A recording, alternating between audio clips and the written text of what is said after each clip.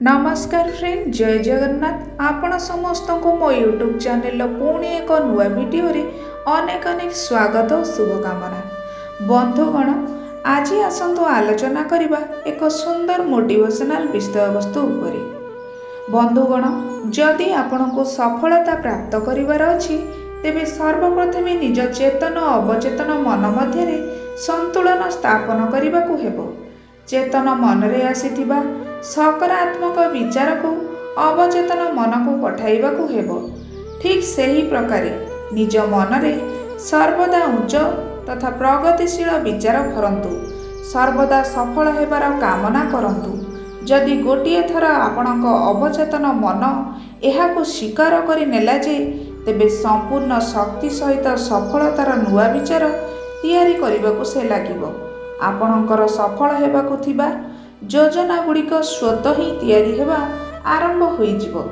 जेउ प्रकार रे कि रेडियो तरंग द्वारा कौनसी संदेह गोटिए स्थान रु अन्य एक स्थान को पठाई जाइथाय। जदि आपण एपरि करंती तेबे सकारात्मक चिंतार गोटिए गोटिए सूता दिने एक शक्त दौड़ी रे परिणत होइजिबो। आपणकर चेतन मन और अवचेतन मन मध्य एही सूता को जेतेबेले आपण एक शक्त दौड़ीर स्वरूप करदेवे तेबे आपण को वांछित सफलता पाइबारु केही रोकी परिबे नाही। बंधुगण, जीवन रे आमे जेउ कार्य भी आरंभ करे ताहा भल हेउ बा खराब ताकू सर्वप्रथमे आम चेतन मन ही ग्रहण करिथाए। सेही कार्य को जेतेबेले आमे बारंबार करंती तेबे सेही कार्य आम अवचेतन मन रे स्थायी भावे अंकित होई जाइथाए। एहाकू अन्य शब्द रे एही परि भाबरे मध्य कुहा जाई पारे जे सेही कार्य को करिवार सेही संपूर्ण प्रणाली अवचेतन मन रे निजको स्थापित करिनिए।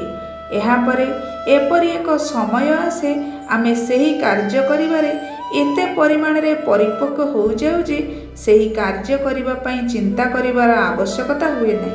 सेही कार्य प्राकृतिक रूप रे स्वयंकृत भावे हबाको लागि थाए। आपण एहाकू एही प्रकार मध्य बुझी पारिबे। धरि नियंतु जे गोटिए पिला साइकल चलाइबा शिखुची।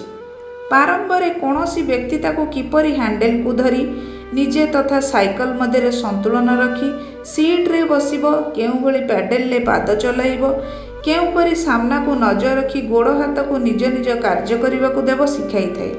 प्रथमे साइकल चलाइबा शिखुथिबा पिला मध्य एई समस्त कार्य मध्य तालमेल रखी पारे नाही। केतेबेले नजर पेडल को चली जाए तो केतेबेले अनावश्यक ब्रेक लगी जाए। पिलाटी केतेबेले साइकल समेत पड़ी जाए तो केतेबेले केउठी कहा सहित माड़ मध्य होई जाए। जेतेबेले से बारंबार यही कार्य को करे सेतेबेले साइकल चलाइबार संपूर्ण सिद्धांत तार अवचेतन मन रे अंकित होई जाए। ताहापरे सेही काम जहाँ किछि दिन पूर्वे ताको अत्यंत कठिन लागुथिला ताको से बहुत सहजरे करिबाकू लागे।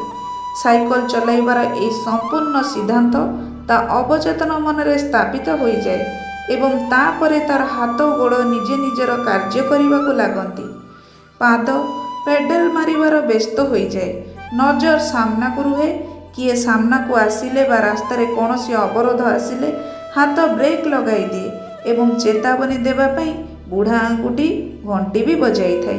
एही प्रकारे जे अत्यंत सावधानतार सह साइकल चलाइबाकू लागे। साइकल चलाइबा तार अभ्यास होई जाए। एही प्रकार रे कौनसी काम जेतेबेले आमे बारंबार करू सेतेबेले ताहाकू करिबार शैली आमर चेतन मन द्वारा अवचेतन मन रे सुरक्षित होई जाए। एही समग्र प्रणाली को एही उदाहरण माध्यम रे मध्य बुझाई पारे। जेउ प्रकार रे आपण कंप्यूटर रे कौनसी काम करंती ताहा एक बाह्य क्रिया अटे। तापरे आपण सेही कामर फाइल तैयारी करी कंप्यूटर रे सेव कर दियंती। एहा होची चेतन मनरु अवचेतन मन को पठाइबा। एबे भविष्य रे जेबे भी आपण को से फाइल आवश्यकता हेबो ताहा गोटिए क्लिक रे खोली जिवो एवं आपण ताहाकू सहज रे पढ़ी पारिबे। आवश्यकता अनुसार सेतिरे कार्य भी करि पारिबे।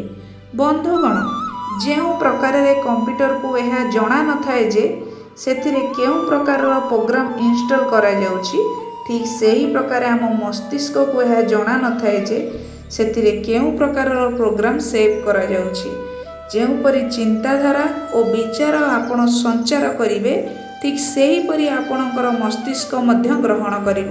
ଯଦି ଆପଣ ନିଜ ମନରେ ନିରାଶା, ଦାରିଦ୍ର୍ୟ, ଭୟ, ଚିନ୍ତା, ନିରୁତ୍ସାହତା, ଦୁର୍ବଳତା ପରି ପ୍ରୋଗ୍ରାମ ଫିଡ୍ କରିବେ ଏବଂ ଭାବିବେ ଯେ ମୁଁ ତ କିଛି ହିଁ କରିପାରିବି ନାହିଁ, ମୁଁ କେବେ ବି ସଫଳ ହୋଇପାରିବି ନାହିଁ, ମୁଁ ଦୁର୍ବଳ ଅଟେ, ମୁଁ କୌଣସି କାମକୁ ନୁହେଁ। ଯେତେବେଳେ ଆପଣଙ୍କ ମନ ଏହି ସମସ୍ତ ବିଚାର ଗୁଡ଼ିକ ଗ୍ରହଣ କରି ନିଜ ମଧ୍ୟରେ ସୁରକ୍ଷିତ କରିନେବ, ଏହାର ଦୁଷ୍ପରିଣାମ ଏହା ହେବ ଯେ ଯେତେବେଳେ ବି ଆପଣ କୌଣସି କାମ କରିବା ପାଇଁ ନିଜ ମନ ରୂପୀ କମ୍ପ୍ୟୁଟରକୁ ଖୋଲିବେ, ସେତେବେଳେ ଏହି ଆପ୍ଲିକେସନ୍ ଖୋଲିବ ଏବଂ ଆପଣ ନିଜର ନକାରାତ୍ମକ ବିଚାର କାରଣରୁ ଅସଫଳ ହୋଇଯିବେ। ଆପଣଙ୍କ ମନରେ ବାରମ୍ବାର ନିରାଶା, ଅସଫଳତା, ଭୟ, ଉତ୍ସାହହୀନତା ଆଦିର ସଂକେତ ଆସିବ ଏବଂ ସେହି ସଂକେତମାନ କୌଣସି କାର୍ଯ୍ୟରେ ସଫଳତା ପ୍ରାପ୍ତ କରିବାକୁ ହେବ ନାହିଁ। ସଫଳତା ମଧ୍ୟ କିପରି ପ୍ରାପ୍ତ ହେବ? ଆପଣ ତ ମାନି ନେଇଛନ୍ତି ଯେ ମୁଁ କୌଣସି କାମକୁ ନୁହେଁ। ଏହା ବିପରୀତେ ଯଦି ଆପଣ ନିଜ ମନର ପ୍ରୋଗ୍ରାମିଂ ସକାରାତ୍ମକ ଭାବରେ କରିବେ, ଯେପରି ଦୁନିଆର ପ୍ରତ୍ୟେକ କାର୍ଯ୍ୟ ସମ୍ଭବ, ମୁଁ ସବୁ ପ୍ରକାର କାର୍ଯ୍ୟ କରିପାରିବି, ମୁଁ ଜୀବନରେ ସଫଳ ହେବି କାରଣ ମୋଠାରେ ସଫଳତା ପାଇବାର ବିଜେତାର ବିଶିଷ୍ଟ ଗୁଣ ରହିଛି, ତେବେ ଆପଣଙ୍କର ଅବଚେତନ ମନ ଏହି ପ୍ରୋଗ୍ରାମ ଅର୍ଥାତ୍ ବିଚାର ଗୁଡ଼ିକୁ ସେଭ୍ କରିନେବ। ଯେତେବେଳେ ବି ଆପଣ କୌଣସି କାର୍ଯ୍ୟ କରିବେ, ସେତେବେଳେ ଆପଣଙ୍କ ମସ୍ତିଷ୍କ ରୂପୀ କମ୍ପ୍ୟୁଟରରେ ଏହି ଫାଇଲ ଗୁଡ଼ିକ ଖୋଲିଯିବ। ଏହି ଫାଇଲ ଗୁଡ଼ିକରୁ ଉତ୍ପନ୍ନ ଧ୍ୱନିମାନ ଆପଣଙ୍କ ଅବଚେତନ ମନରେ ଗୁଞ୍ଜିତ ହୋଇ ଉଠିବ। ଦୁନିଆରେ କୌଣସି କାମ କଷ୍ଟକର ନୁହେଁ, ମୁଁ ସବୁ କାର୍ଯ୍ୟ କରିପାରିବି, ମୁଁ ଜୀବନରେ ସଫଳ ହେବି, ଇତ୍ୟାଦି ଇତ୍ୟାଦି। ଏହି ଧ୍ୱନିମାନ ଆପଣଙ୍କୁ ସଫଳତା ଦିଗକୁ ନେଇଯିବ। ବାରମ୍ବାର ଆପଣଙ୍କୁ ଏହି ଧ୍ୱନିମାନ ଆପଣଙ୍କ କାନ ପାଖରେ ପ୍ରତିଧ୍ୱନିତ ହେବ।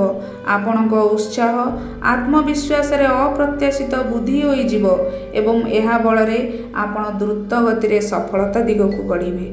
ଆପଣ ଦେଖିଥିବେ କିଛି ବ୍ୟକ୍ତି ଦ୍ରୁତ ଗତିରେ ସଫଳତା ଆଡ଼କୁ ବଢ଼ନ୍ତି। ସେମାନେ ଦିନ ପ୍ରତିଦିନ ସଫଳ ହୋଇ ଚାଲନ୍ତି, ଯେତେବେଳେ କି ଲକ୍ଷ ଲକ୍ଷ ଲୋକ ଦାରିଦ୍ର୍ୟତା ଭରା କିମ୍ବା ଅତ୍ୟନ୍ତ ସାଧାରଣ ଜୀବନଯାପନ କରନ୍ତି। ସମସ୍ତ ଖେଳ ହେଉଛି ମସ୍ତିଷ୍କ ରୂପୀ କମ୍ପ୍ୟୁଟର ପ୍ରୋଗ୍ରାମିଂର। ଯେଉଁ ଲୋକମାନେ ନିଜ ମସ୍ତିଷ୍କର ପ୍ରୋଗ୍ରାମିଂ ଧନ ଓ ସଫଳତା ପ୍ରାପ୍ତ କରିବା ପାଇଁ କରାଇଥିବେ, ସେମାନେ ଧନୀ ଓ ସଫଳ ହୁଅନ୍ତି। ଏହା ବିପରୀତେ ଯେଉଁ ଲୋକମାନେ ନିଜ ମସ୍ତିଷ୍କରେ ଦାରିଦ୍ର୍ୟ, ଅସଫଳତା, ଦୁଃଖ ଇତ୍ୟାଦି ପ୍ରୋଗ୍ରାମିଂକୁ ଲୋଡ୍ କରିନିଅନ୍ତି, ସେମାନେ ସର୍ବଦା ଦାରିଦ୍ର୍ୟ, ଅସଫଳତା, ଦୁଃଖରେ ହିଁ କାଳାତିପାତ କରନ୍ତି। ସେମାନେ କେବେ ବି ସୁଖ ବୈଭବ ଭୋଗ କରିପାରନ୍ତି ନାହିଁ। ସାଧାରଣ ସ୍ତରରେ ଜୀବନଯାପନ କରିବା ହିଁ ସେମାନଙ୍କ ନିୟତି ହୋଇଯାଏ।